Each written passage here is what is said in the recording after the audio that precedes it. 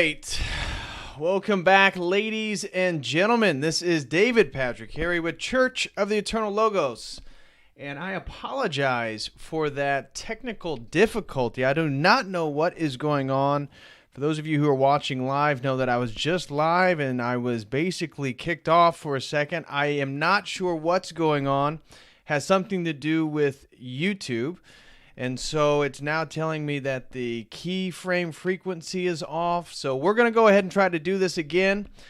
So guys, please smash that like if you can. I would greatly appreciate that. What's sad is I've been looking forward to presenting this stream.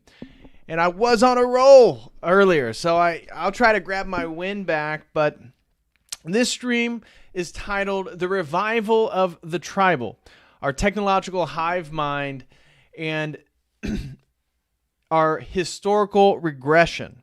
And so what I wanted to talk about in this stream is a sort of trifecta between three different topics that I've tried to discuss previously. And I did specific streams on all three of these topics. One being ideas of the Great Reset and how the Great Reset is bringing us back to a sort of tribal framework of understanding of societal relationships, of economics, of, well, I guess not total economics, but certainly in regards to the global reset, eating bugs, feminism, communal rearing of children, all this different stuff. I want to connect the Great Reset and some articles that we're going to see from the World Economic Forum with Terence McKenna's concept of the archaic revival.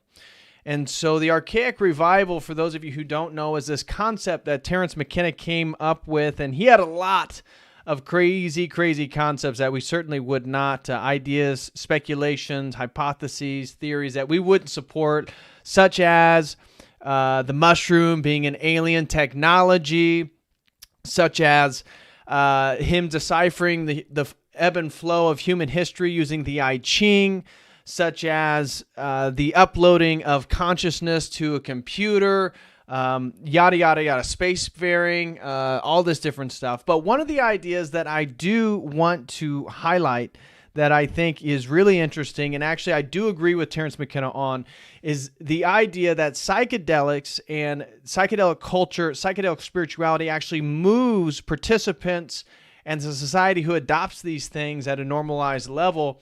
It moves them towards an archaic formation of religion, of society. And so for him, the archaic revival was related to the growth in feminism, was related to the ecological consciousness that sprung really into a systematic way in the 1970s. April 22nd, 1970 was America's first Earth Day.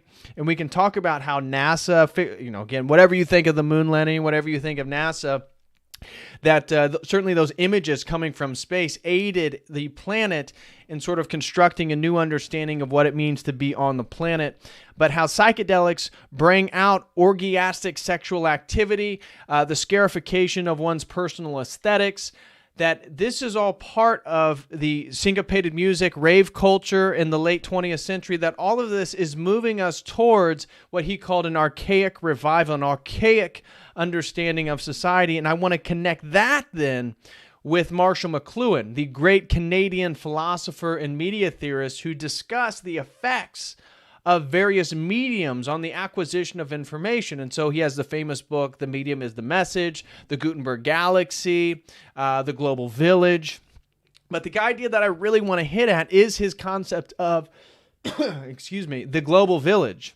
The global village, because what Marshall McLuhan speculated, and I actually agree with him as well, is that the electrification of the planet basically created, the euphemism is that it's like the world's getting a smaller and smaller place. Well, it actually is through the electronic grid. Now, he was speculating this stuff in the mid-20th century, but one of the things that he highlighted is that the use of certain mediums for information alters what he called our sensory ratios. And as man dives deeper into the electronic age, he's going to become more and more of a tribal man, because the primary dominant sense that's going to orient his understanding in the world is going to be his ears. It's going to be an oral culture. It's not going to be the print culture that really got crystallized in the 15th century with the Gutenberg printing press. And that from writing on tablets in ancient Greece, manuscripts during the medieval time, that alphabets themselves de-collectivized mankind. That when we exist in a tribal setting, the ways in which we communicated was entirely oral. And so the ways in which we got out of that tribal framework was the adoption of an alphabet. And so obviously the alphabet then leads to writing. The writing then leads to manuscripts, tablets. That eventually leads then to books, specifically in the 15th century with the printing press. And that he talks about the Renaissance, really Western civilization, post that period, that this was the print man. This is the man of printed culture, and it creates a visual dominant sensory ratio. And he's arguing that in the 20th century specifically, what we're seeing is the tribalization of mankind through electronic technologies. And I have some videos that I want to share with you. And so what are we seeing in this return to a tribalized world, where we're seeing nature worship? And we can see this with the Gaia hypothesis and James Lovelock, again, early 1970. I think he wrote that book in 1972. And so early 1970s, we're seeing, as I said, we have NASA, the moon landing, the new ecological consciousness that really gets spurred in the late 50s through the 60s, but really then becomes a thing in the 70s. And so globally, the images from the moon, the pale blue dot, right? The blue marble, all these things then got people to start thinking about the planet in a new way, And so nature worship has now become the sort of basis on everything that we're doing. I have some articles from the World Economic Forum, that great Dr. Klaus Schwab, and him talking about that you're going to have to eat bugs here soon because you need to make sure that you're doing your part for Mother Nature, for Mother Gaia, for again, creating nature worship as the sort of the ultimate value structure in our world. And so no longer eating meat, no longer having children, no longer owning private property. All these things are for the betterment of the environment, of nature. But notice how all these things are also moving us back to a tribalized, archaic world. Guys, please smash that like if you can. I really appreciate it. I know things got messed up from the previous stream, so please smash that like if you guys can. And so nature worship has become the preeminent form of values, and we can see how global climate freezing, that was in the 70s, that was in the 80s, and then we got global warming, and now we just have global climate change, how this has been the basis, the prerequisite for all of the Great Reset, for all of the societal change. Superstitious. I would argue that people are actually becoming more and more superstitious as we move further into the 21st century, which is really ironic. Why wouldn't they become more logical? Why wouldn't they become more rational? Right? I thought we were sophisticated, modern, contemporary people, but really when you start to look at it, people are becoming more superstitious. People are becoming less logical, less rational. Why? Well, if you talk to Marshall McLuhan, he'd say this is all the effect of a global, highly interconnected, what he called the global village. And I want to show you guys and talk about the global village because it's amazing to actually see this theory being postulated in the mid-60s and how accurate it is today. He even theorizes and nails the conception of the internet. And so Marshall McLuhan, in talking about what these mediums and these in technology it was going to have on us, we can see that actually we're becoming more superstitious. And you can look at the surgical mask. Anybody who's in the medical profession knows that surgical masks are face diapers, that they prevent the contamination of a surgical site. It has nothing to do with stopping airborne particles, especially things such as virus. That'd be an N95, that'd be a gas mask. But putting on a surgical mask, then another surgical mask, then another surgical mask, then a cloth mask. This has nothing to do with logic, with rationale, with science. This is a sort of superstitious cult, and I did a whole stream on the mask and what the mask symbolized at a sort of primitive tribal level. The mask was always used on a ritualistic level. Say we are going back to a tribe, the mask was always used to transition one's identity. So if I'm going to be coming of age, or I'm going to do a shamanic ritual, or I'm going to become some type of witch, there'd be a ritualistic transition in which I would then cover my face with my new identity as I moved through this transitory period. That is really what is going on with these masks, because it has nothing to do with rationale. It has nothing to do with science. So the face masks, the social distancing, 6 feet social distancing, the idea that the unstabbed, those with natural immunity, or those who aren't even affected yet, can somehow alter your artificial immunity that you should have got from being stabbed. This makes no sense. And this is, again, a breakdown in logic itself, because the reason why these people think this way is because they're getting their information from a digital electronic source of the official authority, the World Health Organization, Dr. Fauci. And that's why with Dr. Fauci, I want to talk about then superstition and sorcery. Because who is the healer? Who is the medicine man in a tribal society? It is the shaman. So then who is the shaman in the global village? And we can look at all these health directors around the world loving this lockdown, loving to put people in these really tyrannical positions of governmental dominance and authoritative structuring, all in the name of health, all in the name of the collective good. So they're going to extinguish your individual liberties and rights in the name of the collective good. This is part of this superstitious process where man, we see, is becoming less rational, less logical, but more superstitious. We see the scarification of aesthetics, piercings, body modification, tattoos, and no shots fired at any of my brothers or sisters that got tattoos. A lot of my friends have tattoos, but the point is even the popularization of these things in the Western world really get going in the 20th century due to, as I believe Marshall McLuhan is accurately highlighting, the electrification of our world and therefore the tribalization of mankind themselves. So that leads then to our diet. Look at our diet. We're moving away from a more contemporary diet back to a tribal diet. The World Health Organization or the World Economic Forum's telling you you're going to have to eat bugs and you're going to like it. Veganism, eating plants, making sure that you don't have high protein diets. Back in a tribal society, it wasn't easy to kill animals, to get a bunch of meat. And so that was always a challenge. And the hunter had a privileged position in that tribal society. They want to take away your ability to even hunt for meat and protein. And that's where they want to go, all in the name of our nature worship, global climate change, because we can't hurt Mother Earth. Although then Obama and Jeff Bezos, they're buying oceanfront property around the world. Why would they? Wait, I thought that the planet was rising in sea levels. Why would anybody who then the movers and shakers of the world, why would they buy oceanfront property? Oh yeah, because it has nothing to do with global climate change. This is about a restructuring of society and making sure that you are going to live in your primitive tribal state.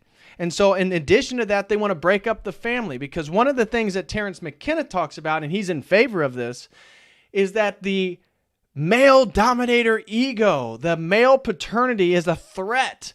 It's a threat to this global archaic revival, because you then will know who your children in. And if you look back in a tribal setting, especially one that engages in ritualistic psychedelic use, they participate often in full moon orgies. And it's within those full moon orgies that most of the women then get pregnant, and they have no idea what man inseminated them. And so if that's the case, then men don't know whose children is whose, and men just have to raise everybody's children. This is a psychedelic, goddess-worshiping, archaic tribal society. This is almost exactly what they're telling you is going to happen in the future. And we can see the negation and the attack on paternity itself and fatherhood itself and masculinity itself. This is all part of the archaic revival of feminizing men and moving us back to that feminist goddess worshiping state. And so this ultimately is the foul logocentrism, the phallic, the masculine privileging, logos-focused, metaphysical, presuppositional, centered worldview that, again, a lot of these people like the Terence McKenna's of the world will say is a negative thing. But this thing is really at opposition then with the feminist nature relativistic worldview that we're up against. So instead of a masculine logical based centered worldview, we're moving to a feminist relativistic nature based worldview. This is really what the crux of it is. And so what is propelling us into this direction? Well, as I said earlier, it is Terence McKenna's archaic revival, the use of inebriating substances, rave culture, new forms of sexuality and sexual expression, the scarification of people's personal aesthetics, feminism itself, the attack on masculinity. All of these things together, he argues that psychedelics do onto cultures and cultures that normalize them and especially use them at a ritualistic level. But they are happening in a variety of different ways. There's plenty of people who are scarifying their body, who are identifying as transgender, who have various abnormal sexual expressions. This is all part of this process, whether they take psychedelics or not. It's just that a psychedelic society, especially in a tribal setting, this stuff is all normalized. And so for Terence McKenna, the psychedelics allow us to transcend. We have a sort of ego death. You've heard this with Timothy Leary, Robert Anton Wilson, even Aldous Huxley talks about the mind at large in many of his, like The Doors of Perception, Heaven and Hell. And so the psychedelics are believed to transcend one's definitive ego in access to the supermind, the overmind, the unified field of consciousness. You've heard a lot of New Agers talk about this. And so this overmind, interestingly, is theorized even by Marshall McLuhan back in the early 60s as the noosphere. You've heard that term related to works such as Pierre Desjardins and the noosphere, that we're going to externalize our brain. And McLuhan has this great quote where as we electrify the globe and we become more and more interconnected, we're going to electrify the insides of ourselves and allow Big Brother on the outside to enter into us. What is happening with these stabbies and gene therapy and all the things that we're seeing right now? You could argue it's the exact thing that McLuhan speculated and really prophesized. And so Marshall McLuhan's idea of the global village is really the electrification of the planet and the tribalization of man, where we lose our individuality. He talks about how in a tribal society, you're not a specific person. You don't have it's not your role to have honor and integrity. It's that you do whatever the collective does. You are really subject to the domination of the collective itself. This is the rhetoric that we're seeing right now in regards to getting the stabby. You got to do your part. And if you make an individual decision based on liberty and freedom, well, that's because you're selfish.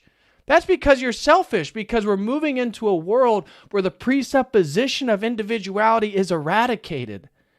And this is tied to an overly connected electronic world itself. And I would argue, interestingly, and we can get a little bit more into this, that Christ, as a specific person, God entering time and space in history, that as you and I are Orthodox Christians generally speaking, that as we have strong relationships with Christ, the Holy Trinity, we're going to be the few people preserving our own personal identity, because everybody else is literally going to be subsumed in the collective hive mind. And Marshall McLuhan talked about this noosphere, this externalization of the brain. And so as psychedelics try to break down phenomenologically as I experience them, my own understanding of ego so I can access the superego, so technology is doing the exact same thing. And this is why then big tech is now the censorship and the controllers of what we're allowed to think and what we're allowed to say and who we're allowed to vote for. This is all tied to and prophesied by Marshall McLuhan. And so the electronic age is bringing us to an oral dominant society that de-individualizes man.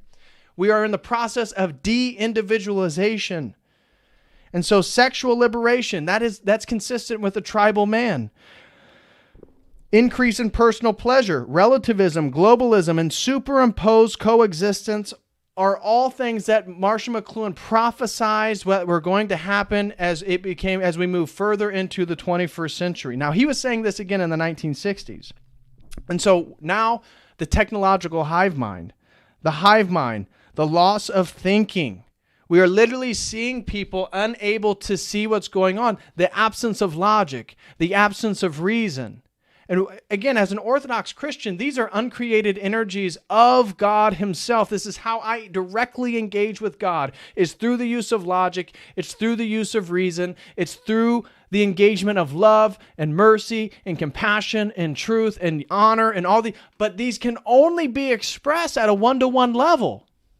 And so in Orthodoxy, when you come to church, you're part of the body of Christ, a singular body, but it's made up of the collective. We don't have this dichotomy between the multiplicity and the unity, right? The same thing, the one and the many. You've heard Dyer talk about this multiple times, I'm sure.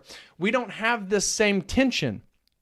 And so we're witnessing the loss of thinking by people because they are becoming filled with that dominator, that centralized narrative of culture, of the new global reset.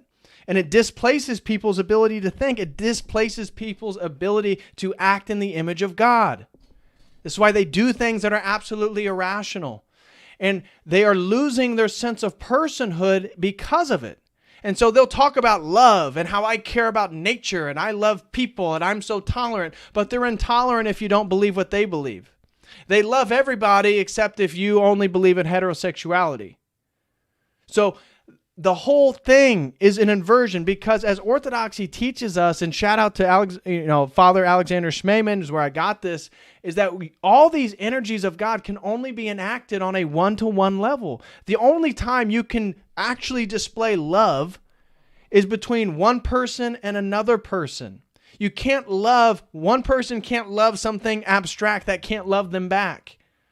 And so we see the process happening in our world is the depersoning, the de-individualism of people. And again, it's tied to the mask. It's tied to doing something illogical. It's tied to nullifying their own natural immunity. The immune system that God gave them, it's tied to destroying their body. All of this stuff is eradicating the unique person underneath it all, made in the image of God. And so the global citizen only listens to the official authorities. The global citizen of the new global village, moving us back to our tribalized mankind state that is marked by intense barbarous activity. The horrors of barbarism and tribal warfare. As McLuhan will talk about, when you move back into this state, it's not a peaceful state. Just because your identity is now become tied to the collective, i.e. white people, i.e. black people, i.e. Asian people, right? You're not a person anymore. You're a part of a collective. As this happens, there's going to be even more warfare, even more fighting, even more tensions and death. But again, isn't that the point? And so the primitive darkness that surrounds the tribe, right? The animals that hunt us, the spirits that are attacking us, the demons that are trying to infiltrate us, the darkness grows darker and wider in our world right now. We're seeing the normalization of pedophilia. We're seeing people just openly be able to commit crime in broad daylight. Nothing happened to them unless you're of a particular persuasion. Then you can be charged. This is part of reverting back to a primitive tribal state. And the new global citizen is one who gives up the autonomy of their own person in favor of adopting whatever the state says. The new collective identity. Doesn't matter if you're in India. Doesn't matter if you're in Singapore. Doesn't matter if you're in Greece. Doesn't matter if you're in Chicago. You're going to adopt the same narrative and lose your personhood in exchange. This is part of the technological hive mind and how we are regressing in a historical movement. We're moving away. But again, if we're Christians, is this not prophesized in regards to the end times, in regards to the Antichrist, in regards to the inversion of everything that's good?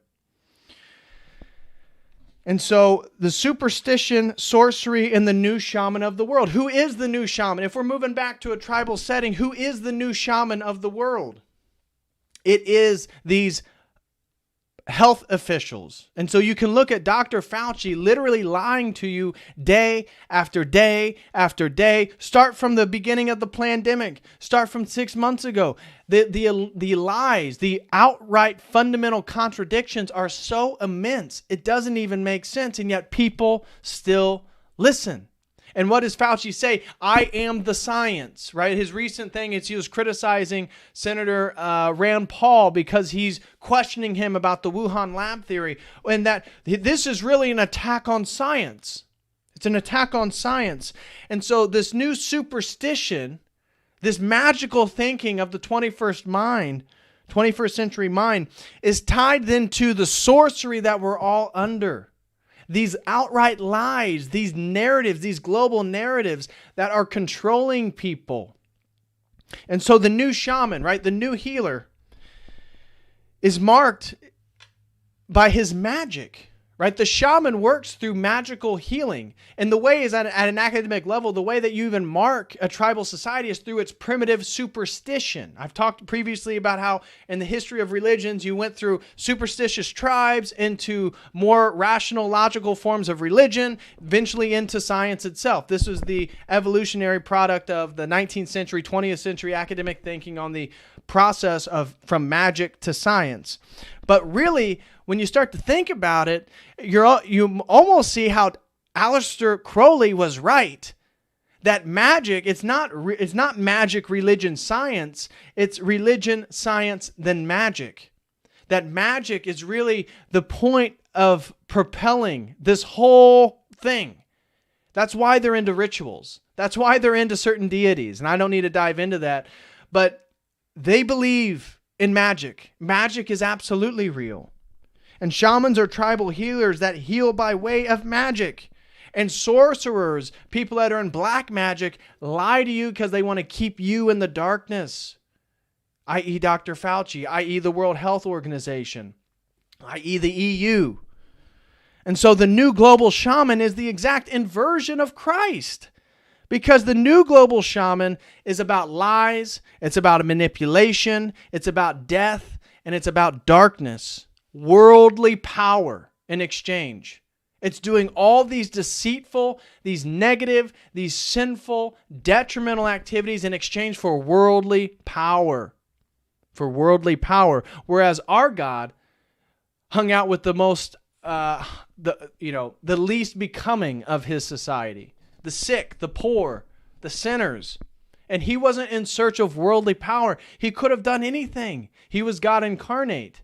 But he chose to self-limit, what we call kenosis in Orthodoxy. And through that self-limiting, he showed that it's through humility that one is elevated.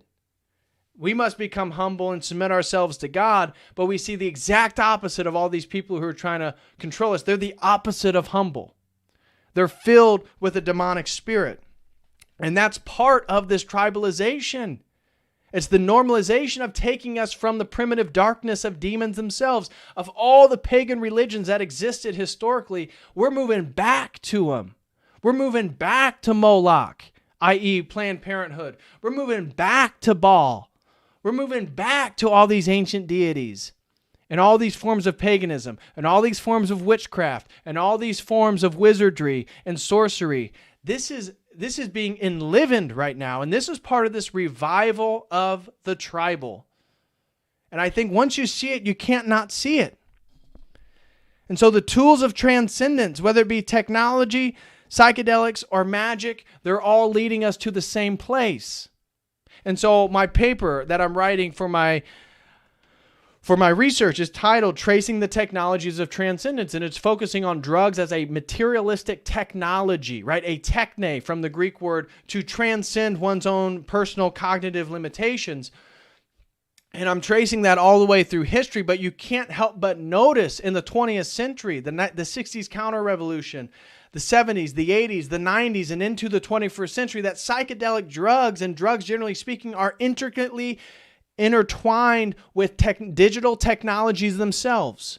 And so if the archaic revival is true, and if the global village is true by McLuhan, you can see how they coalesce in the 20th century, really creating a juggernaut of a force bringing us into the dark ages, the real dark ages, in the name of progress.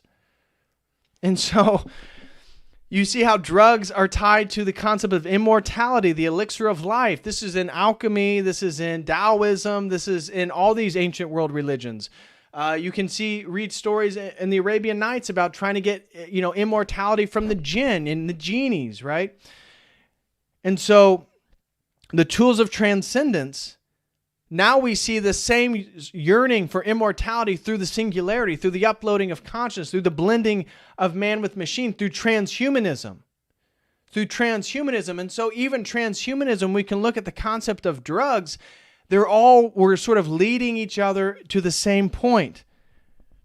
And so when Dr. Fauci says, I am the science, and really he is a sort of sorcerer, he is a sort of outright liar, he's sort of a black magician, we can see that, and I have a video of Terence McKenna that we're going to watch, arguing that technology is magic. There is no distinction between technology, digital technologies, and magic itself. It's the fulfillment of all the ancient forms of magic. The ability to send messages from one point to another. The ability to communicate with anybody. This is ancient yearnings of magic that are now fulfilled in the digital technology. And so whether it's magic or psychedelics, it all leads into the worship of man, which is the ultimate sin that Lucifer is trying to get all of us to commit, because as soon as we worship ourselves, that amount of pride is so difficult to overcome that we're not going to submit ourselves to Christ. Instead, what we're going to do is through our pride, we're going to submit to the structures of authority that can feed that ego with more power, with more money, with more energies that are going to fuse that sense of pride. And so technological and psychedelic spirituality are one in the same. It's a materialistic presupposition. If your spirituality is based on taking drugs, whether it be mushrooms or LSD or DMT, your sense of spirituality begins with the material. And it's through the enactment, it's through the engagement of material that somehow you transcend the material. And we see that same presupposition with transhumanism, right? I don't want to die. This old dying body, I don't want to die. So what I'm going to do, I'm going to fuse even more with the dying and decaying world of materialism itself, of machines, of robots, of AI. And so I'm going to fuse with that which I'm trying to transcend. It's a fundamental contradiction. And as Orthodox Christians, the way we transcend the world is really through moving back into ourselves, through prayer, through God, through learning, through scripture, through virtues, right? Again, all of which have to be enacted at a personal level, which they're trying to extinguish. And so these are what we're going to get into today. That is my opening monologue. Please smash that like, guys. If you were here, please smash that like. I know that we lost, we were way up earlier on the stream that got canceled or nullified by YouTube. So please smash that like. Also, if you guys would like to support Church of the Eternal Logos, one of the best ways you guys can support is becoming a website member. I'm going to have a new members video up tomorrow. And so please go to the website, davidpatrickcarey.com/register. And for $5 a month, you can access an exclusive video library on a variety of different topics. I would greatly, greatly appreciate that. It's a way that you can support the stream, and I can offer something in exchange to you. I'm always filling that with new videos. You can watch my video on Will Smith, my speech from Montanica, my speech from the Trad Forum, multiple other videos, videos talking about getting arrested, videos talking about drugs, videos talking about all types of stuff, going to the Thelemic Mass. All that is available for members only. Also, if you guys would be interested in signing up for a one-on-one session where you can have my undivided attention talking about whatever topic you'd be interested in, theology, philosophy, world religions, math, let's not get into math, mysticism, magic, goal setting, fitness, any of these things, you can sign up at the website for a one-on-one session, and I would greatly appreciate that. I also want to say, guys, you should definitely join our book club. Now, we have already been moving through The Master and Margarita. This is a great book by Mikhail Bulgakov, considered one of the greatest books of the 20th century, certainly the greatest Russian novel of the 20th century. Shout out to everybody who joined the book club. I know you guys loved it and appreciate it. I know I had a great time. And so if you guys, there's still plenty of time. You can join our next book club session. All you have to do is read chapters 1 through 12. There's like 30 some chapters. So don't be intimidated by the number of chapters. But I think if you can read 130 pages, you can go sign up at the book club, get your copy. I have a PDF copy for anybody who purchases. You get a free PDF copy, or you can purchase your own translation, your own book. And the next session is not this coming Tuesday, it's not tomorrow, but a week from tomorrow. And we're going to be doing our session number 2 in the book club. Should be tons of fun. Everybody, I'm telling you guys, you got to join. It's a great book, and we have a great book club meetup. So if that's something you would be interested in, please click that link that I just posted there in the chat. I'd greatly, greatly appreciate it. And so with all that being said, now let's get into today's topic. Guys, please smash that like for anybody who has just joined. I would greatly appreciate that. So the first thing that I want to then get into today is listening to Marshall McLuhan talk a little bit about the global village. And so first, let's pull this open here and get into what is the global village. And so this is just a little excerpt off Marshall McLuhan's Wikipedia page. And if you go down to the Gutenberg Galaxy, I have 2 of McLuhan's books. I have the Gutenberg Galaxy and I have the Global Village, which is his book that is actually his last book that was published after he died. But there's other books. The Medium is the Message being his most popular one. But if we go down here to the global village, this is central to my thesis today, is that we're going to read this whole thing. In the early 1960s, McLuhan wrote that the visual, individualistic print culture would soon be brought to an end by what he called electronic interdependence. When electronic media replaces visual culture and oral culture, in this new age, humankind will move from individualism and fragmentation to a collective identity with a tribal base. McLuhan's coinage of this new social organization is the global village. This term is sometimes described as having as negative connotations in, quote, in the Gutenberg Galaxy, but McLuhan was interested in exploring effects, not making value judgments. Now, if you read some of his stuff, you'll see that he, being a literary scholar, being a scholar of media, was actually very disappointed with the movement out of the print culture. And he was very skeptical of where all this stuff was going to lead in regards to the new global tribalized man.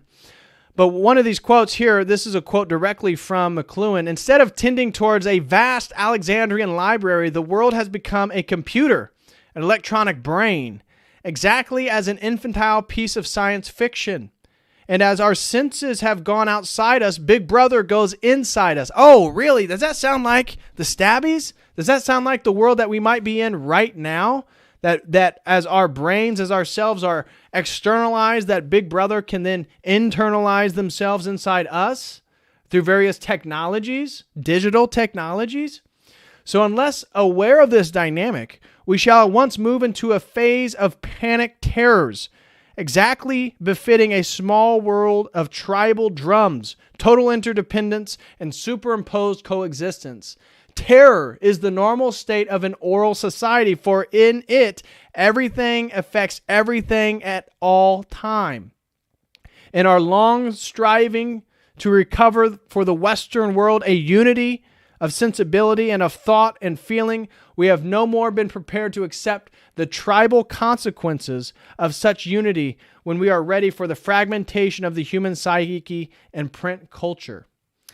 Key to McLuhan's argument is the idea that technology has no per se moral bent. Yeah, technology itself doesn't. Obviously, the consequences it does, depending on what you privilege. It is a tool that profoundly shapes an individual's and, by extension, a society's self-conception and realization. It is not obvious that It is not obvious that there is always enough moral. Is it not obvious that there are always enough moral problems without also taking a moral stand on technological grounds. Print is the extreme phase of alphabet culture that de-tribalizes or de-collectivizes man in the first instance. Wow, again, why is that? Because when you read, it's an individualistic activity. You read one word, one line, one paragraph, one page at a time. It's not a bombardment with stimuli. That's not how you. And so, reading itself brought about the concept of the individual, and that's why individualism really gets going post the Gutenberg Galaxy, the Gutenberg Press. It's post the Gutenberg Press where now everybody's having access to read in their local languages and their particular languages, which then revolutionizes the way that we see ourselves because it changes the way we communicate with each other. A manuscript is different from a book because you don't read a manuscript. This is something that McLuhan talked about. You look at a manuscript. A manuscript has a person's unique handwriting on it, right? When I do a manuscript, it's the way that I drew the picture, that I wrote the words. A book is highly specialized in the point that all books look the same. And so this is why he said, because the printing press allows us for a unified visual culture. A unified visual culture. This is books actually bring out the visual as the dominant ratio of the senses. So anyways, print destabilizes, detribalizes man, decollectivizes man. Print raises the visual features of alphabet to highest intensity of definition. Thus, print carries the individuating power of the phonetic alphabet much further than manuscript culture could ever do. Print is the technology of individualism. If men decided to modify this visual technology, meaning the book and print culture, by an electric technology, individualism would also be modified. To raise a moral complaint about this is like cussing a buzzsaw for lopping off fingers. But someone says, we didn't know it would happen. Yet even witnesses is not a moral issue. It is a problem, but not a moral problem. And it would be nice to clear away some of the moral fog that surrounds our technologies. So here he goes again. The moral valence of technology's effects on cognition is for McLuhan a matter of perspective. For instance, McLuhan contrasts the considerable alarm and revulsion that the growing quantity of books aroused in the latter 17th century with the modern concern for the end of the book. If there can be no universal moral sentence passed on technology, McLuhan believes that there can only be disaster arising from the unawareness of the casualties and effects inherent in our technologies.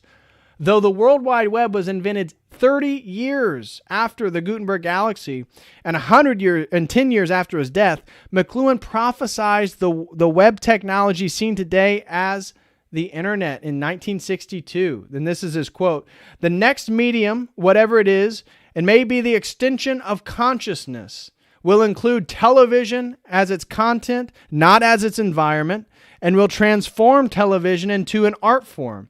A computer as a research and communication instrument could enhance retrieval. A less mass library organization, retrieve the individual's encyclopedic function and flip into a private line of speedily tailored data in a sizable kind." And so I want to then play a video for you. So this is a video from the CBC back in the early 60s. This is an interview with McLuhan talking about the world is a global village due to the electric technologies that are at hand. And so please watch this with me and follow along. Hear or touch or feel ourselves and our world. A slate. Okay, so looks like okay, got a YouTube notice there. They are upset with me using this audio, so hopefully they'll let us continue streaming here. If we do get kicked off, that might be the reason why. Anyways, continuing on. I want to bring up, there's a really good article that I was dealing with today on, let me see here. Let me grab this. There we go. This was from Playboy, actually. And it is discussing, it's Marshall McLuhan in a lecture or in an interview in Playboy, back in 1969. And so, let's see, where did I want to, I was command find. Here we go. I wanted to talk about drugs, right? Because central to this argument is McKenna's archaic revival. And so in his archaic revival, I want to talk about the use of drugs. And so at one point in this article, he's asked about, but right before it, again, we can look at the sexual liberation, who he's talking about. But aren't most tribal societies sexually restrictive rather than permissive? And he talks about how virginity is actually something that was not held in high status often in primitive societies. But then he gets down today. Today, meanwhile, as the old values collapse, we see an exhilarating release of pent-up sexual frustrations. We were all inundated by a tidal wave of emphasis on sex. Now, guys, this is 1969. Imagine that compared to what we're experiencing now. Far from liberating the libido, however, such onslaughts seem to have induced jaded attitudes and a kind of psychosexual Weltschmerz. Again, I don't know German, so sorry about that one. No sensitivity of sensual response can survive such an assault, which stimulates the mechanical view of the body as capable of experiencing specific thrills, but not total sexual emotional involvement and transcendence. It contributes to the schism between the sexual enjoyment and reproduction that is so prevalent, and also strengthens the case for homosexuality. What's he talking about? Because of sexual liberation, because we're moving back to a tribalized state, that people are going to privilege sexual enjoyment over reproduction, the purpose of sex itself. And if sex is only for personal pleasure, then it would only increase the case for homosexuality. Exactly what people make today. Exact argument. Guys, this is 1969. Projecting current trends, the love machine would appear a natural development in the future. Not just the current computerized date finder, Tinder, but a machine whereby ultimate orgasm is achieved by direct mechanical stimulation or the pleasure circuits of the brain. Wow. Do we detect a note of disapproval of your analysis of the growing sexual freedom? No, I neither approve nor disapprove. I merely try to understand. Sexual freedom is as natural to newly tribalized youth as drugs. Because again, we're moving back to a tribal state. So what's natural about drugs? They're natural means of smoothing cultural transitions and also a shortcut into the electric vortex. The upsurge in drug taking is intimately related to the impact of the electric media. Look at the metaphor for getting high, turning on. One turns on his consciousness through drugs, just as he opens up all his senses to a total depth involvement by turning on the TV dial. Drug taking is stimulated by today's pervasive environment of instant information, with its feedback mechanism of the inner trip. The inner trip is not the sole prerogative of the LSD traveler. It's the universal experience of TV watchers. LSD is a way of miming the invisible electronic world. It releases a person from acquired verbal and visual habits and reactions and gives the potential for instant and total involvement, both all at onceness and all at oneness, which are the basic needs of people translated by electronic extensions of their central nervous systems out of the old rational sequential value system. The attraction to hallucinogenic drugs is a means of achieving empathy with our penetrating electronic environment, an environment that in itself is a drugless inner trip. Drug taking is also a means of expressing rejection of the obsolescent mechanical world and values, as drugs often stimulate a fresh interest in artistic expression, which is primarily of the audible tactile world. The hallucinogenic drugs as chemical stimulations of our electronic environment thus revive senses long atrophied by the overwhelming visual orientation of the mechanical culture.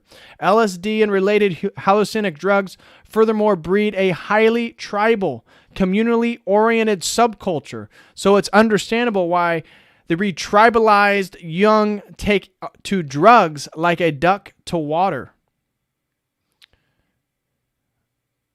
And so anyways, he goes on to talk about a few things, but I have more of these videos, these clips that I want to show you. So here's McLuhan talking about the 21st century in 1965. Check this out. So again, speculating on the 21st century in 1965. You cannot cope with vast amounts of information in low fragmentary classified patterns. You tend to go looking for mythic and structural forms in order to manage such complex data and moving at very high speed. So the electric engineers often speak of pattern recognition as a normal need of people processing data electrically and by computers and so on. Need for pattern recognition. It's a need which the poets foresaw a century ago when they drive back to mythic forms of organizing experience. In the new electric world, where everybody is involved in everybody, where everybody is involved in complex processes that are going on in the total environment, the old identity cards that used to constitute private identity, the old means of finding out who am I, will not work. People now have to encounter themselves in the inner world, Kierkegaard or existential style, in order to know who they are. The old methods of merely external identity by marks of occupation, national origin, age grouping, and so on, these will not serve any longer as means of distinguishing private identity. The global village is a world in which you don't necessarily have harmony, you have extreme concern with everybody else's business and much involvement in everybody else's life. It's a sort of Ann Landers column writ large. And it doesn't necessarily mean harmony and peace and quiet, but it does mean huge involvement in everybody else's affairs. And so the global village is as big as the planet and as small as the village post office. I was delighted to come across a passage in Shakespeare a few days ago, a familiar passage, which suddenly revealed the same message. One touch of nature makes the whole world kin, that each, with one consent, pursues newborn gods, though they be made and molded of things past.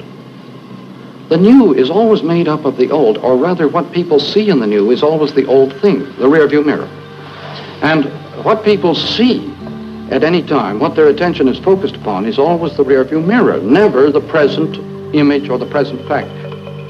The future of the future is the present, and this is something that people are terrified of.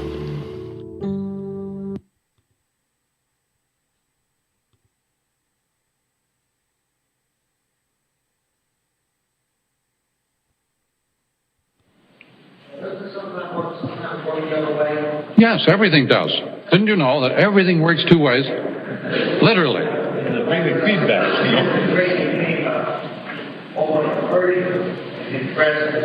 Oh, yeah. That's what's happening to us today. We're going Sitars, Buddhas, inner trips instead of outer trips. The Western man is giving up the outer trip in favor of inner trips. It's the reverse. Oh, yes, the East had huge appeal to the West in the Middle Ages. The medieval period was very Oriental because of the Crusaders' contacts with the East. They found the East admirable. It's an ear world, not an eye world.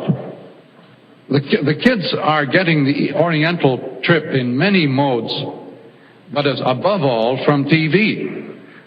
This phrase I wrote on the board, the heliotropical not time, refers to the TV image as a sun radiating at the viewer, heliotropical, turning us all toward the eastern sun. Not time, meaning all times are simultaneous now, all cultures are simultaneous. There is no time that fills our focus. Many times, all times, just as in a dream at nighttime, all that we ever were collectively is now simultaneous. There is no longer an historical time. There is only a not time left to mankind, or a nighttime, or a dream world. But the old visual time, like clock time, is fragmented and segmented into little bits. That is what we call time. Time marches on, but also backwards, sideways, up and down. But to the print man, time simply marches on. There isn't any other direction possible for the print man. But for the ear man, time moves in all directions simultaneously. Nice example of that is the way that some of the critics with a literary background looked at a film like 8½. Just a crowd that just could not figure the darn thing out, because it took time and treated past, present, and future as all being elements of this one man's consciousness, and it didn't have any of the old 10 minutes past 12 November, December-ness about it. This is what all children do all the time, and what all backward peoples have always done. They've never had any visual experience in our sense whatever. So you can see how the things that McLuhan had to say almost sound like a prophecy. I mean, it's incredible when you listen to his various theories of technology. It's just absolutely incredible. There's another video from this particular person I wanted to grab. Let me see real quick. If I put in McLuhan, liberal tribalism. Check this out. The liberal, literate world. The liberal world, by definition, is literate. And it regards all tribal areas, of course, as backward. This has nothing to do with the liberal point of view, because they're not even conscious of this.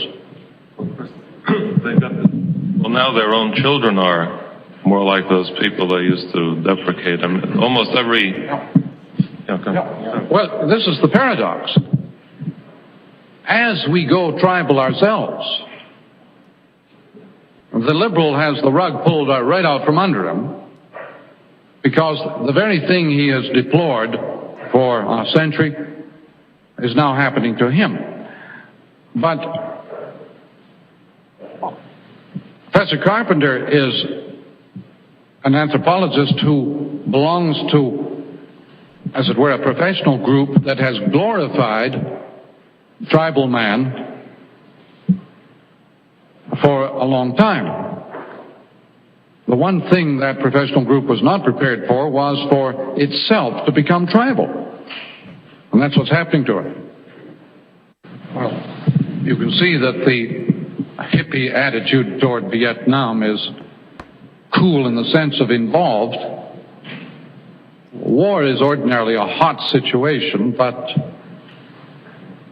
a TV generation is so involved that war becomes unbearable. There's no detachment possible.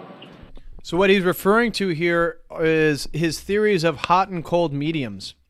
And hot and cold mediums have to do with which mediums are basically in high definition in regards to the information transmission. He talked about films, radio, reading. These are hot mediums because they're highly involved. You have to do something to really acquire that information. Where cool mediums, they're much more passive. And so he talked about television itself as generally being more passive. So when he's talking about hot and cold, he's talking about his theories of hot and cold mediums. And the old literate generation is detached. War is easy for a literate man because he doesn't allow himself to get involved.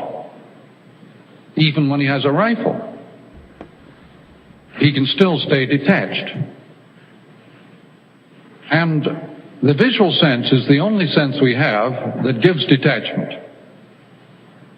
Movement, touch, hearing, etc. are very involved senses. There's no detachment possible. Except for the visual, there is no detachment possible to mankind. That is why all the backward countries, so-called, live by ear, not by eye. They're totally involved, totally turned on. Our Negro population in North America has reacted to TV in ways that are widely noticeable. They're real turned on by this instrument. They feel really at home in the world for the first time. The old literate culture alienated them, degraded them, rejected them. TV accepts them and turns them on totally. All right. This is an utterly unexpected experience. And when they have it, they turn around and they look at the old environment of print and literacy, police forces, all the institutions that go with literacy, and they're enraged. The enemy is right here with them. Their new favorable environment of TV and electricity is juxtaposed immediately with the old, hated environment that rejected them and left them out in the cold. The literate man is not very hospitable to tribal societies. He regards them as the lesser breeds without the law, to use Kipling's phrase. Literate people have always, at least during the periods of literacy, always taken this attitude of condescending to all non-literate societies or semi-literate. But this isn't possible anymore with TV. We are retribalizing ourselves. It is the top elites of the Western world that are being tribalized. That is why the Vietnam War is so unbearable, because here we are trying to westernize the East with our old technology, 19th century weaponry, while orientalizing ourselves at home. The conflict here between purposes, goals, is total and is unconscious. So you can see some very profound stuff McLuhan talks about. It's amazing to see how forward-thinking he was in his ability to see the long-term consequences of the mediums in which we use to and how they affect the ways in which we perceive each other and specifically ourselves, thereby reorienting society at large.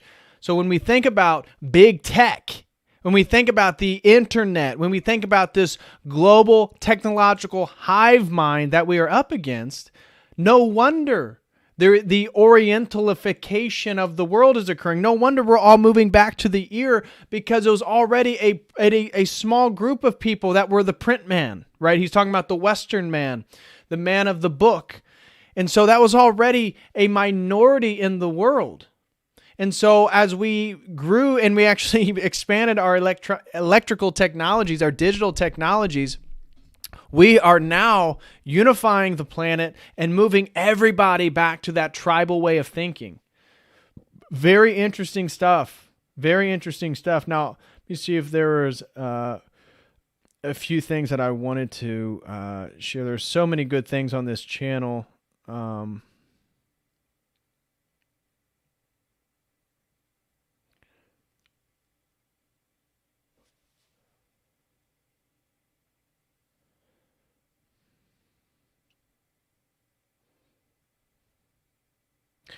Here, I got one right here that I want to share with you guys. Check this one out.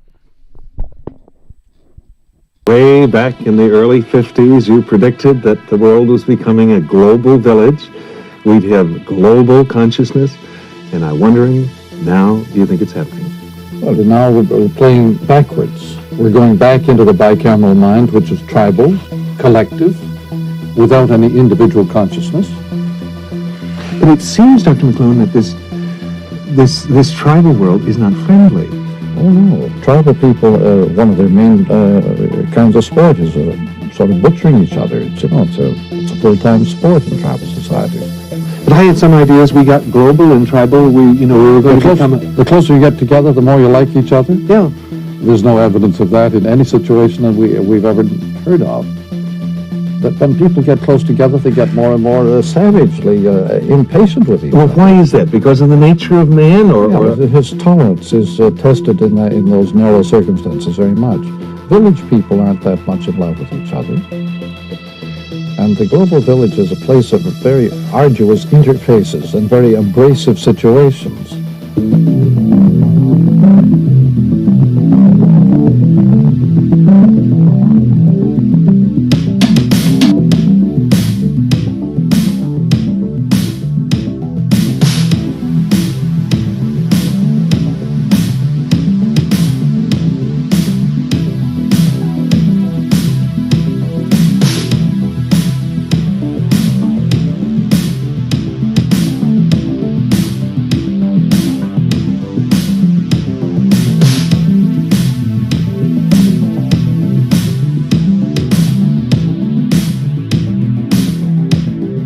Forms of violence are a quest for identity. When you live out on the frontier, you have no identity. You're a nobody. Therefore, you get very tough. You have to prove that you are somebody. And so you become very violent. And so identity is always accompanied by violence. Ordinary people find the need for violence as they lose their identities.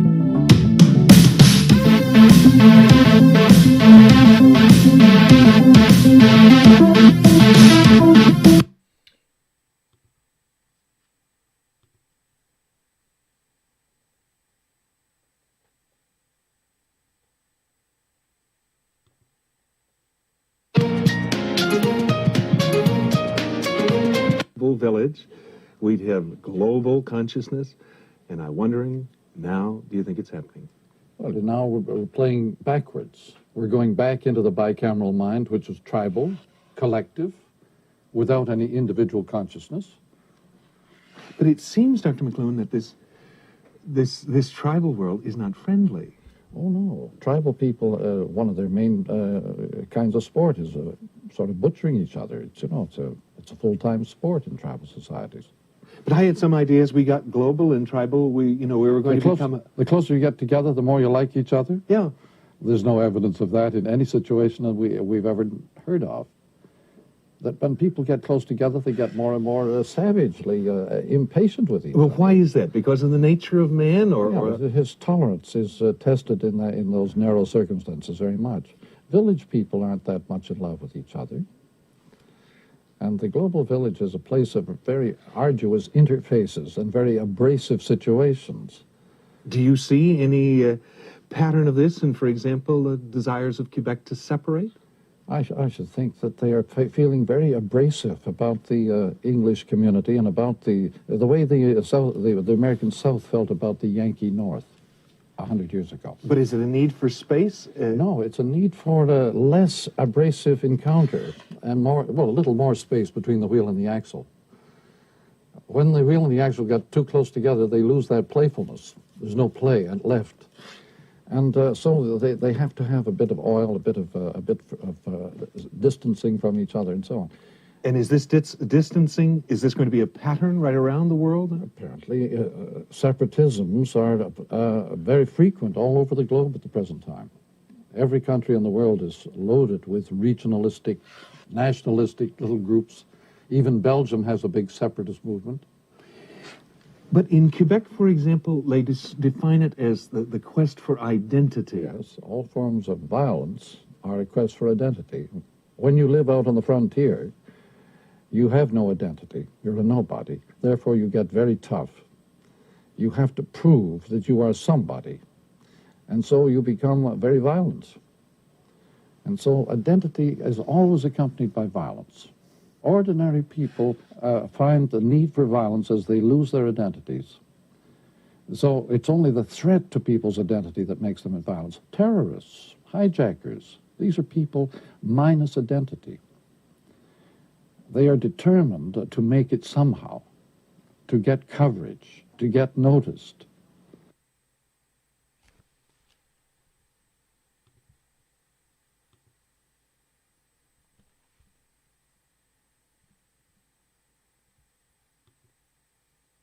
Well, for heaven's sake, this present time we're moving into, this electric age, is the dawn of much the greatest of all human ages.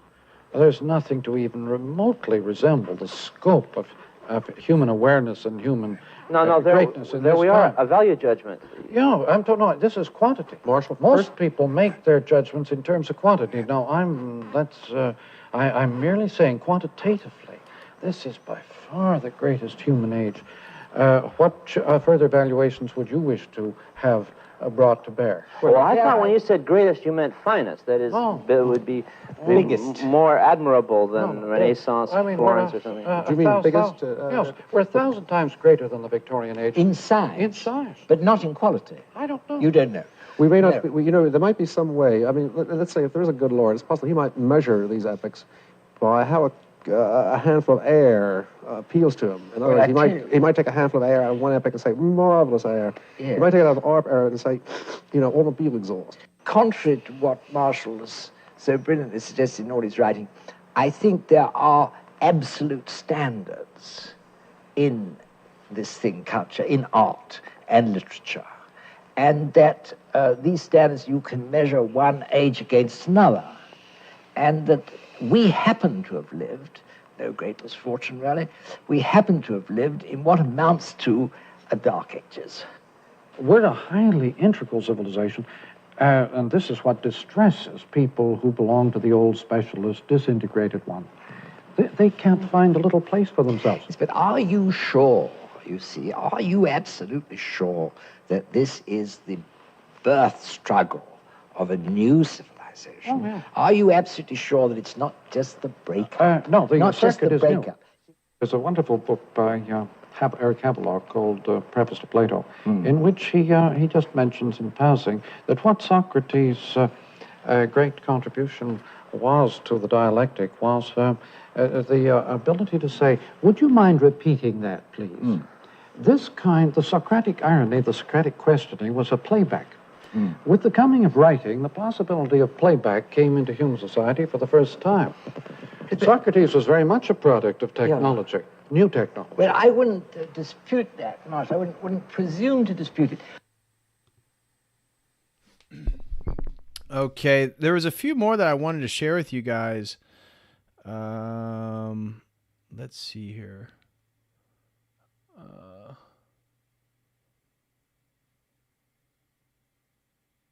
Here's the screen effects of television. Let's take a specific instance of this to try to clarify things for me and for the audience. A program like this. Now, there are images of you and me going out there. We're also talking. What's the message? The message, in the sense that the whole effect of the medium of TV upon them is this, that with TV, the audience becomes the screen, not the camera. They pick us up by way of being the screen. We impinge upon their senses as the movie image impinges on the screen. They are the vanishing point.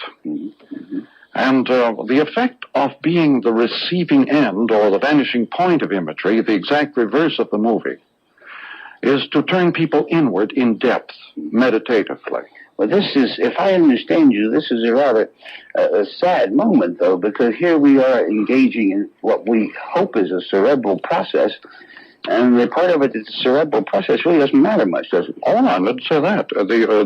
What is happening since TV is that the cerebral is becoming much deeper, more profound than it had been before TV. Now this deeper or profounder thing, what is deep about getting some sort of impression of us as opposed to understanding what we're saying? What is deep in psychology as compared with just psychological classification? It consists in relating things to one another unexpectedly.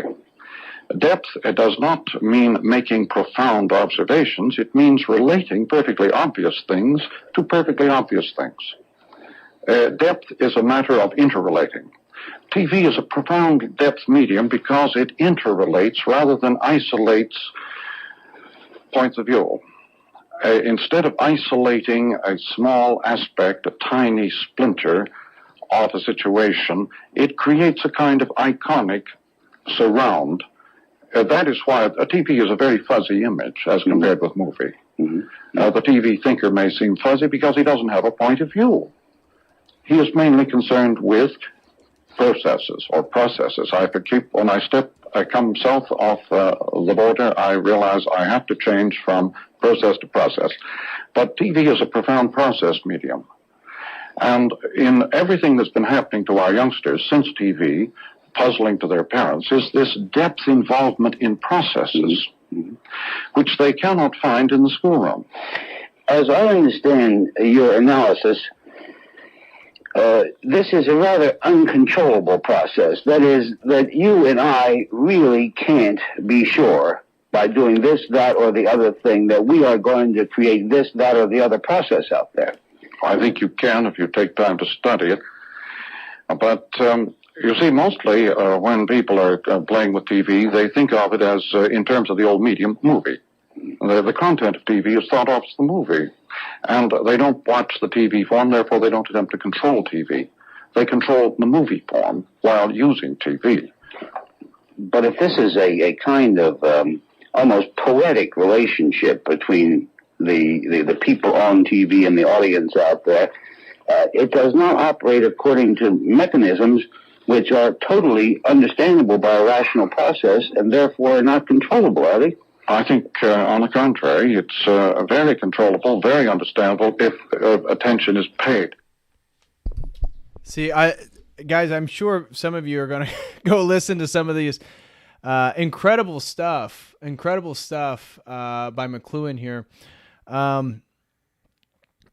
And so here's this is gonna be my last McLuhan video, but this is Platonic Ideas, and he's talking about the importance of the alphabet, because again, remember, this tribalization of man is tied to the World Economic Forum, telling us that we're gonna have to eat bugs. We're gonna have to eat bugs. Why? To protect the planet, to protect Mother Nature, to protect Gaia, and that from eating bugs, we're gonna have to rear our families in new ways, that the government's going to own our children, that the centralized force is going to raise our children, just like being back in that tribalized society with those orgiastic forms of sexual activity where the women don't know the paternal lineage.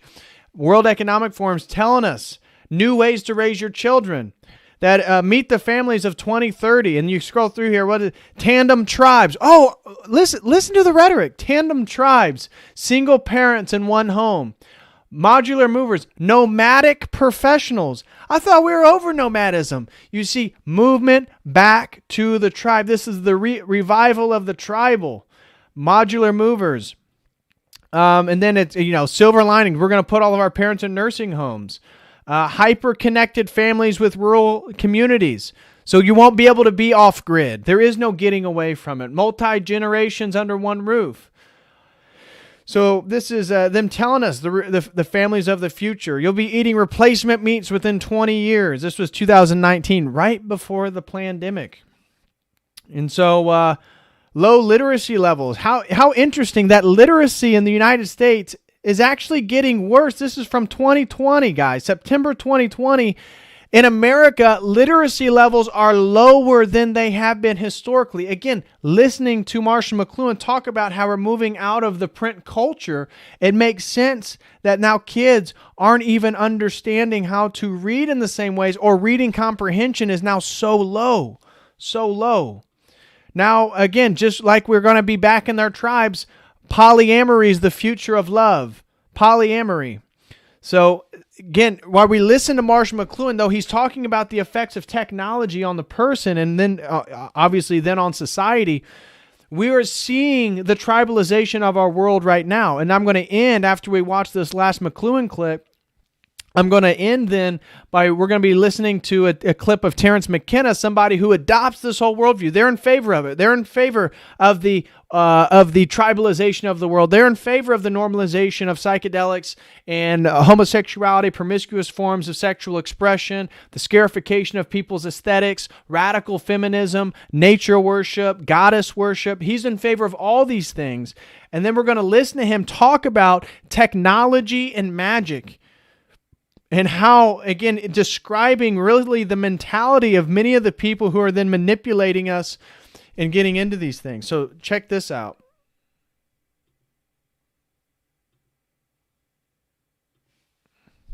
One of the results of the use of the phonetic alphabet was that Euclid could indicate the properties of visual space in his geometry.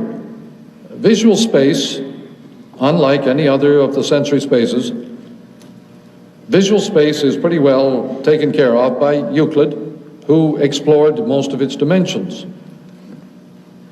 You've heard of non-Euclidean geometries. Well, in the electric age, the non-Euclidean geometries have come back and Euclid has been put aside. But with the arrival of Euclid and visual space, you got to developed his highly systematized philosophy, even more systematized later by Aristotle, his philosophy of the ideas, and the idea of rational control of the passions and of the world of nature. Now, this Platonic universe of abstract truth and abstract ideas is inconceivable without the phonetic alphabet. This alphabet gave people some very strange habits too. It filled people with the idea of imperial domination. Western man, with his alphabet, has always felt it mandatory that he impose it upon all other people. He must spread civilization by spreading literacy in all directions. Now, the Romans were the great implementers of this technology. They seized upon this form of writing to codify their laws and to make them uniformly applicable to all men. The idea that civilization, meaning a visually organized set of rules and laws for men in general, the idea that such a thing should be spread to all nations coincided with the rise of Christianity. As far as I know, Christianity has exactly nothing to do with the Greco-Roman idea of civilization. And so it is very mysterious that Christianity should have undertaken the job of spreading Greco-Roman alphabet. At the present time, the church is very doubtful about the matter of spreading Greco-Roman ideas any further than they've gone, and the third world doesn't want them. The third world doesn't want Greco-Roman Hellenistic institutions. The third world being the non-literate world. So it's helpful to know the origins of the alphabet and of civilization and rationality in that sense, because we have come in the 20th century to the end of that road. And it's a considerable revolution to have been through 2,500 years of phonetic literacy, only to encounter the end of the road. Such good stuff. Like everything that I almost want to show you guys one more. Let's see. Here it is, the spiritual effects of technology.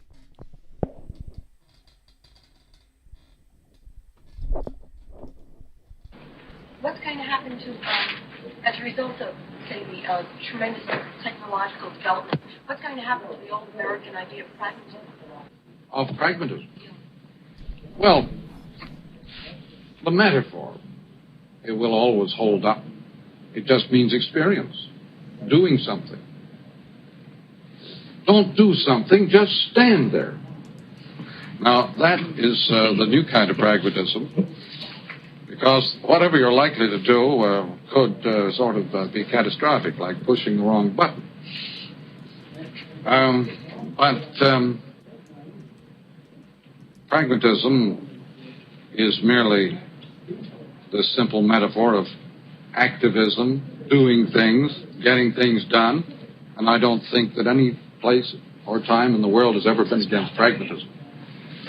I never heard of anybody being against pragmatism. Even Buddha was a pragmatist in the sense that what he set up as exercises were practical means of human happiness and well-being. Very pragmatic.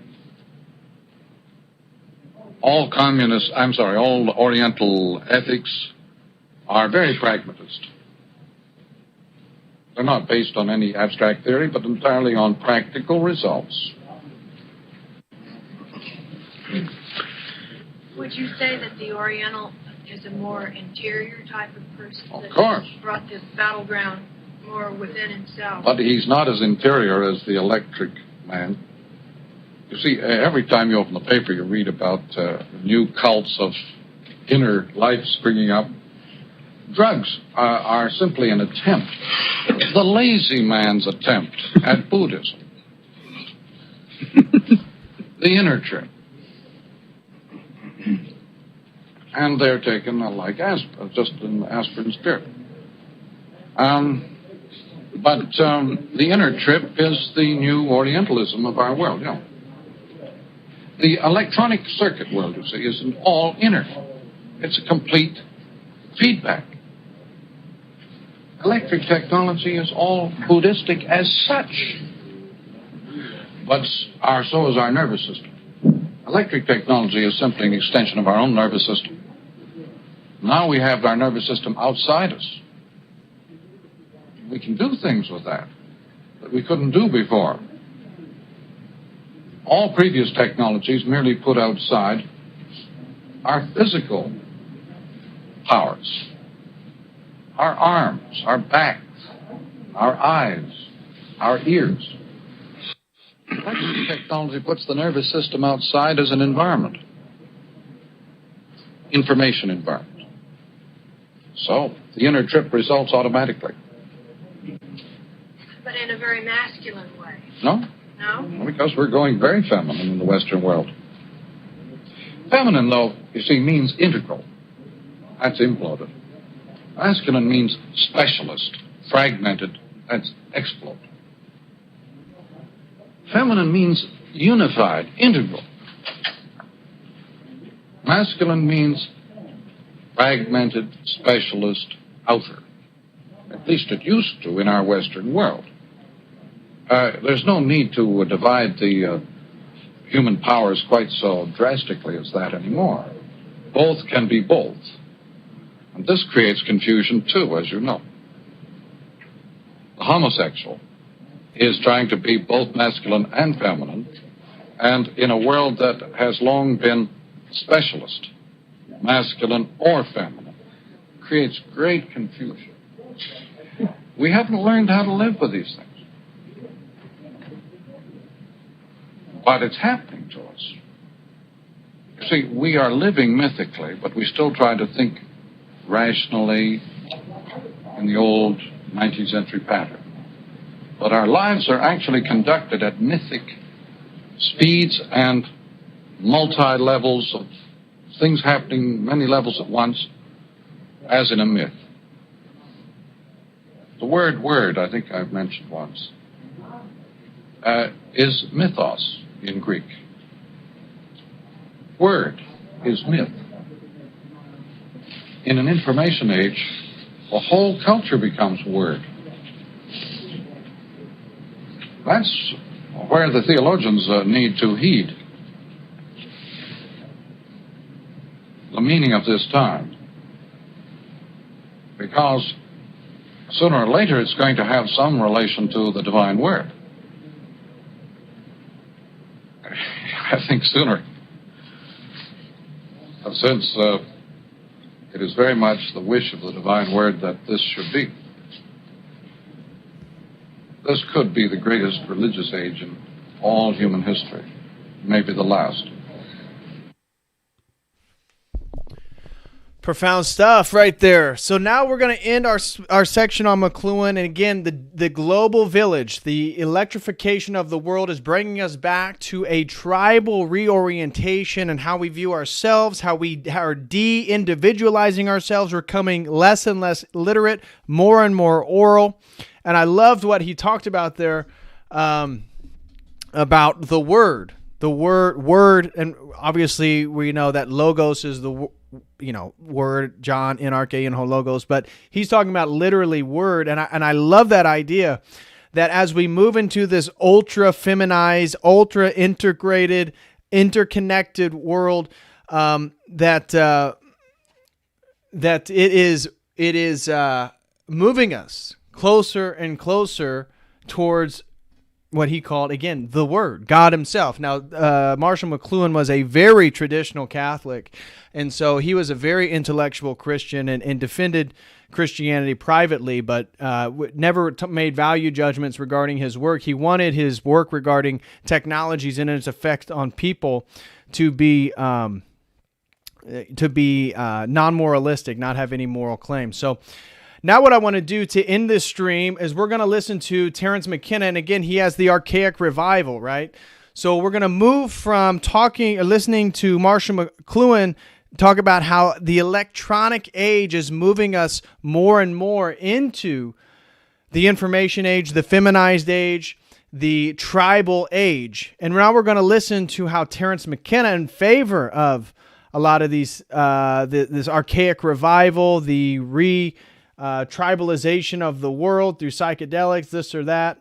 We may not watch the whole thing, but essentially he's going to be talking about how he believes all technology is magic. And so when we think about the psychedelic use in Silicon Valley and how psychedelic Silicon Valley is, how they perceive themselves as a kind of deific figure that can control and manipulate the world, that they basically have a privileged position right now to do what it is that they're doing. You can't help but notice the apotheosis of the psychedelic spirituality and then the technology itself.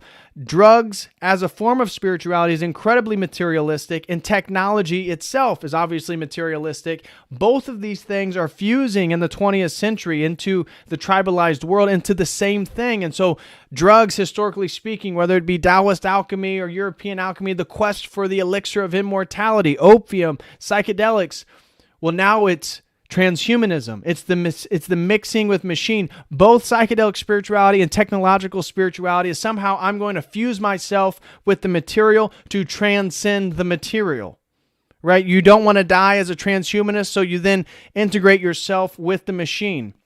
And so I disagree with a lot of what Terence McKenna has to say, but I do believe that there is an archaic revival going on. I do believe in McLuhan's global village theory and that there is a tribalization occurring on our planet.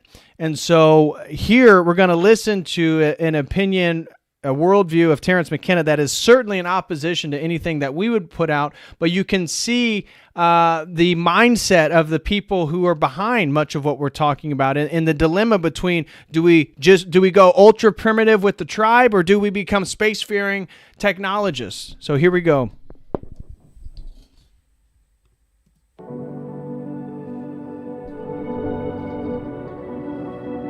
One of the points that Eric Davis makes in his book is it's astonishing how the ideas of late Hellenistic syncretism The ideas flourishing in Jerusalem, Athens, Rome, and Alexandria from the 2nd to the 4th century AD map over our own dilemmas and the, incipient issues of the information age.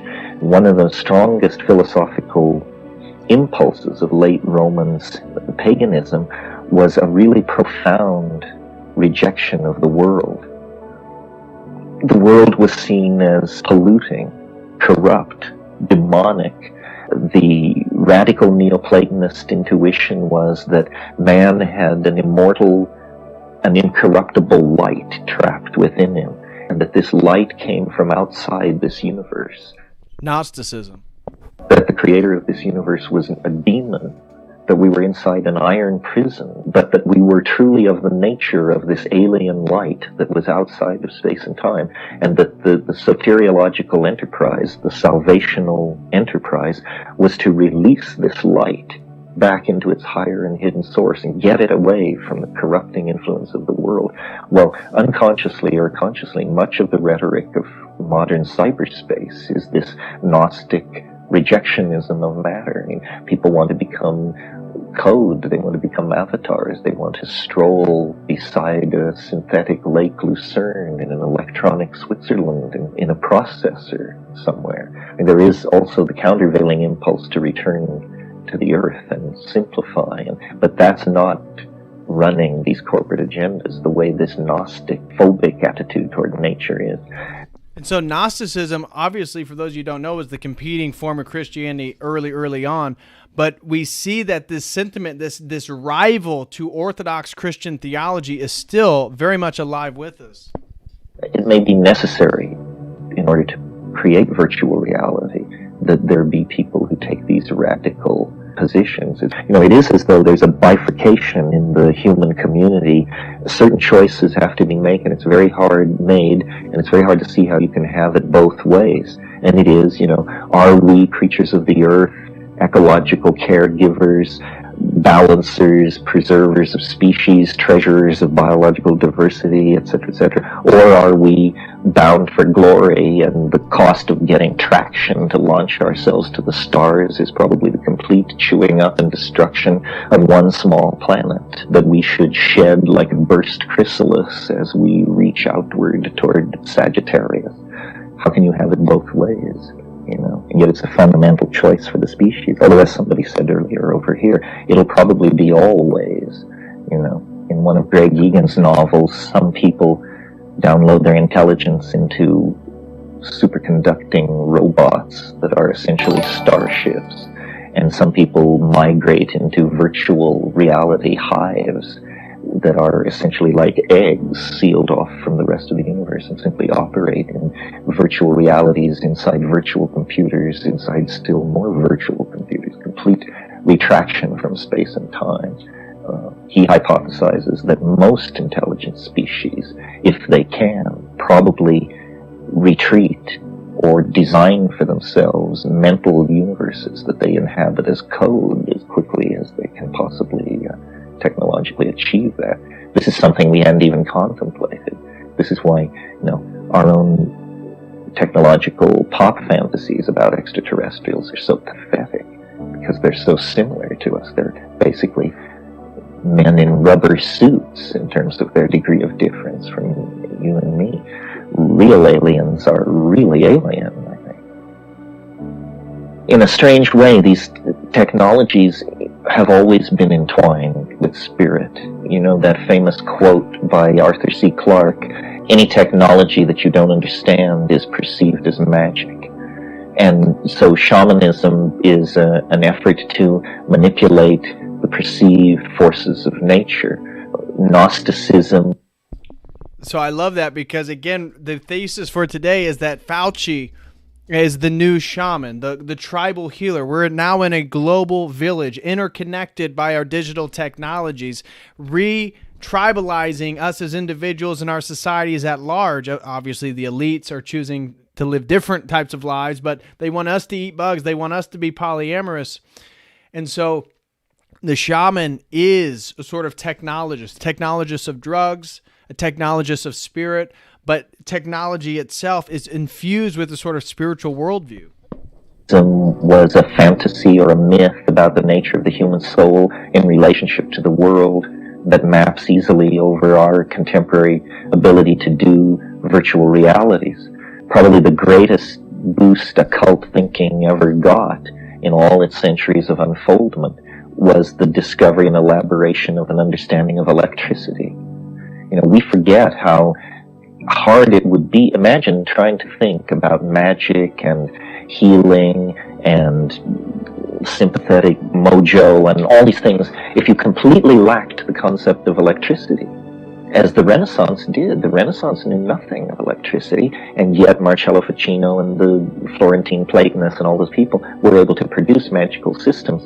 The 19th century is the great century of electromania, and it's also the great century of spiritualism. All forms of spiritualism became intellectually entertainable because people could see electricity, this mysterious hidden force that they were told was in everything. You know, they could trap it in bottles and carry it around and cause their hair to stand on end. At one point, under the U.S. Capitol in the 1830s, they set up apparatus so congressmen could, quote unquote, take electricity. And people would go down into the basement of the Capitol, grab onto these electrodes, and say, wow, that's good stuff they're pushing.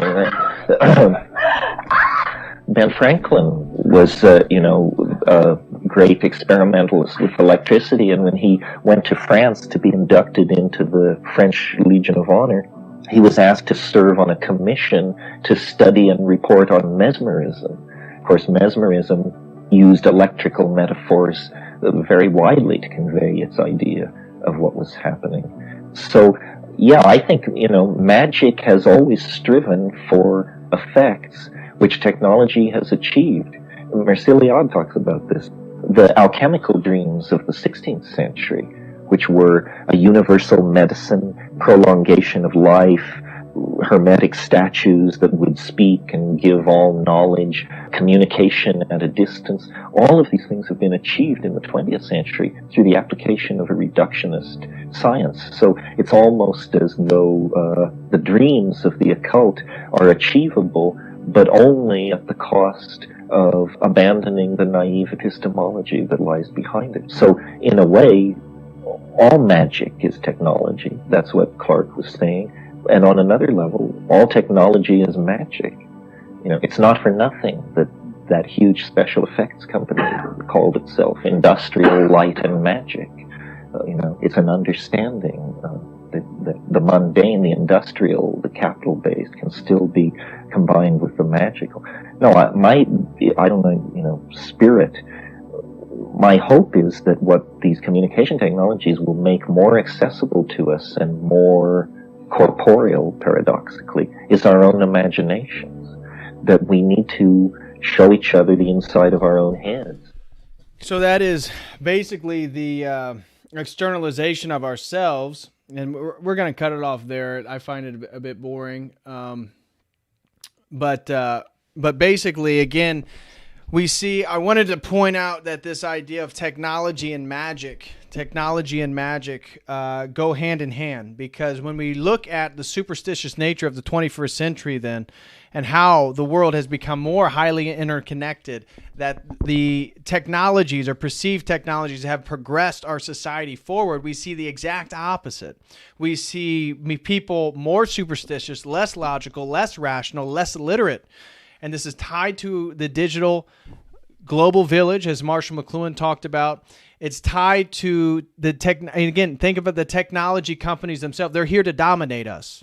And so this occult idea, I think, is pretty consistent with much of what they already believe and what they think. So this is Terence McKenna's idea of the archaic revival and the effect psychedelics we're going to have.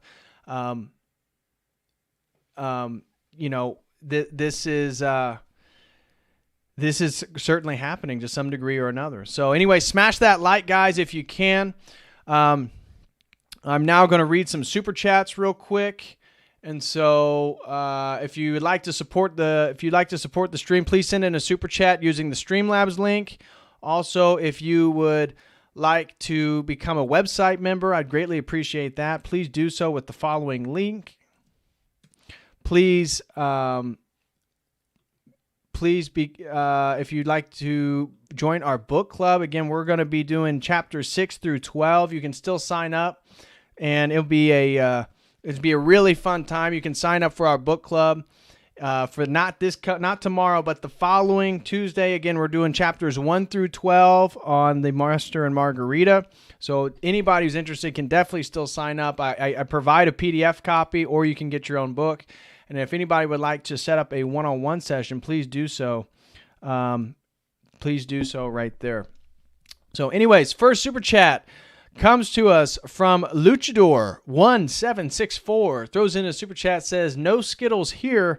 We M&Ms. We chocolate to the core, yo." Okay, well, thank you very much, Luchador1764, for the super chat. I really appreciate that. And thank you for being part of the stream. Thank you for supporting the stream. And thank you for watching, brother. Yes, no Skittles here. I assume that is reference to the alphabet people. Next super chat comes from Thomas Henderson, a good Orthodox brother. Thank you, Thomas Henderson, for all the support. You've been a very steady and consistent supporter of the stream. He says, "Thank you, Patrick, for bringing us the prophetic word. Amazing how McLuhan articulated the coming tribal world. One could say he was touched by the eternal logos, and that seems to bring clarity." Amen to that, Thomas Henderson. Thanks for that great comment. So I think that it's amazing how prophetic McLuhan really was. It's amazing how much he was able to see ahead of time, and it's really, really incredible. So thank you, brother, for the super chat. I really appreciate your contribution. It is amazing how McLuhan articulated the coming of the tribal world. That's what is so amazing. Again, all the videos I showed you guys were from the early 60s to the late 60s, and how accurate he was. We're describing the post-internet world, the post-1990s, the early 21st century. Now we're in 2021, about to be 2022. The second decade of the 21st century. We are we are now into the 21st century, and so much of what he said has now come true. It's amazing. It really is amazing. So thank you, Thomas Henderson, for that super chat. Again, thank you, Patrick, for bringing us the prophetic word. Amazing how McLuhan articulated the coming of the tribal world. One could say that he was touched by the eternal logos. Amen to that. And that seems to bring clarity. I certainly believe that he was, as I said earlier, he was a very outspoken traditional Catholic. So anyways, that is going to conclude. I don't see any other super chats. Look like only 2 this evening. So if anybody, again, would like to support the stream, please become a website member. I would greatly appreciate that. I'll have a new video up for members only. Please smash that like if you guys have not. I would greatly appreciate that. And feel free to set up a one-on-one if you'd like my undivided attention. We can talk about any topic you'd be interested in. And also join our book club. We're going to be meeting again next Tuesday. Not this coming Tuesday, not tomorrow, but the following Tuesday. So anyways, with that being said, guys, I'm going to get out of here. I apologize for the earlier technological problems, so we had to redo the entire stream. But anyways, I will see y'all next time. Probably be either Wednesday or Friday, so I'm not sure which day it's going to be nor what topic I'm going to stream on. But if you have any suggestions, feel free to shoot me an email, churchoftheeternallogos@gmail.com.